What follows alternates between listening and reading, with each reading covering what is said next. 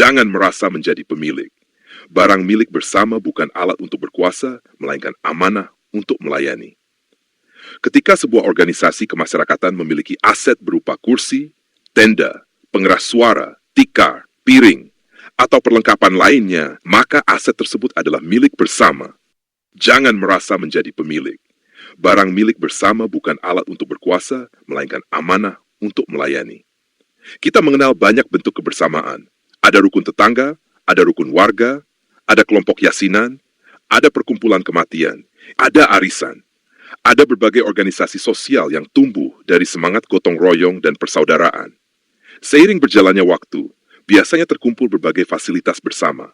Ada kursi, ada tikar, ada tenda, ada peralatan makan, ada pengeras suara, ada perlengkapan lain yang dibeli dari hasil iuran dan kebersamaan warga.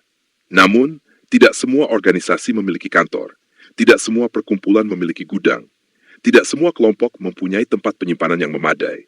Karena itu, seringkali perlengkapan tersebut dititipkan kepada warga yang memiliki tempat yang cukup untuk menyimpannya. Dan sesungguhnya, disinilah amanah mulai diuji.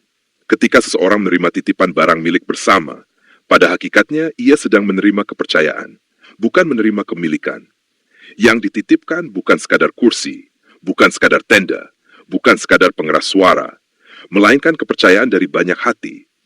Kepercayaan yang lahir dari persaudaraan Mei, kepercayaan yang tumbuh dari gotong royong, kepercayaan yang dibangun oleh rasa saling percaya. Karena itu, barang yang disimpan tetaplah milik bersama, bukan milik orang yang menyimpannya. Dan siapapun yang memerlukan fasilitas tersebut, sesungguhnya sedang menggunakan hak bersama yang memang disediakan untuk kepentingan bersama. Dalam pandangan yang lebih dalam, amanah bukan tentang menguasai. Amanah adalah tentang menjaga. Amanah bukan membuat seseorang lebih tinggi. Amanah justru mengajarkan kerendahan hati. Semakin besar kepercayaan yang diterima, semakin besar pula tanggung jawab yang dipikul. Bukan sebaliknya. Sebab hakikat kemuliaan bukan terletak pada apa yang berada dalam genggaman kita, melainkan pada manfaat yang dapat kita hadirkan untuk orang lain. Rasulullah Shallallahu Alaihi Wasallam bersabda, Sayyidul Qawmi khadimuhum, pemimpin suatu kaum adalah pelayan mereka. Betapa indah ajaran ini. Yang dimuliakan bukan yang paling banyak menguasai. Yang dimuliakan adalah yang paling banyak melayani. Yang dihormati bukan yang paling sulit ditemui.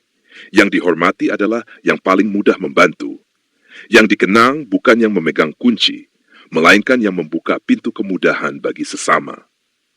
Kadang-kadang, persoalan yang muncul bukan karena barang tidak tersedia, bukan karena fasilitas tidak ada, melainkan karena komunikasi yang kurang baik, karena informasi yang belum tersampaikan, karena harapan yang belum dipertemukan. Akibatnya, ada yang merasa menunggu terlalu lama, ada yang merasa kurang diperhatikan, ada yang merasa kurang dihargai. Padahal, boleh jadi semua pihak sama-sama memiliki niat baik, hanya saja sistem dan komunikasi yang belum tertata dengan sempurna. Karena itu, yang diperlukan bukan saling menyalahkan, bukan saling mencurigai, apalagi saling melukai perasaan. Yang diperlukan adalah musyawarah, saling memahami, saling mengerti, dan saling memperbaiki. Akan jauh lebih baik apabila organisasi memiliki aturan yang jelas. Siapa yang dapat dihubungi? Bagaimana prosedur penggunaan fasilitas? Kapan perlengkapan dapat diambil? Siapa saja yang menjadi penanggung jawab? Bahkan bila memungkinkan, tanggung jawab tidak dibebankan kepada satu orang saja. Karena amanah yang dipikul bersama akan terasa lebih ringan daripada amanah yang dipikul sendirian. Mari kita renungkan sejenak. Saat kita lahir ke dunia, kita tidak membawa apa-apa. Dan saat kita meninggalkan dunia, kita juga tidak membawa apa-apa. Rumah yang kita tempati adalah titipan. Jabatan yang kita pegang adalah titipan. Harta yang kita miliki adalah titipan.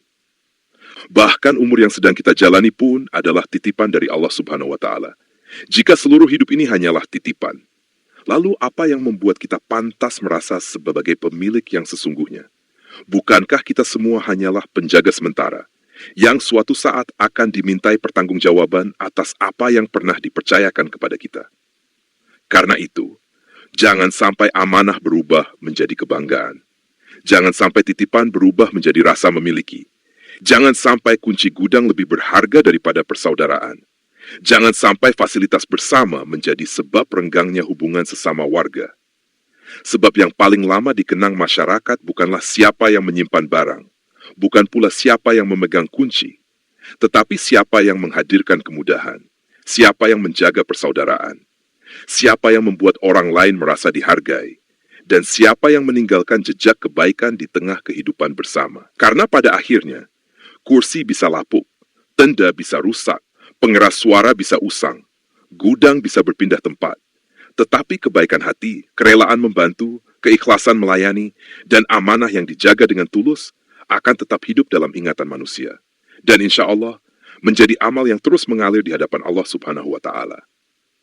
Semoga kita semua diberi kemampuan untuk menjaga amanah dengan baik, menjadi sebab kemudahan bagi orang lain, serta menjadi pribadi yang lebih memberi manfaat daripada menuntut penghormatan.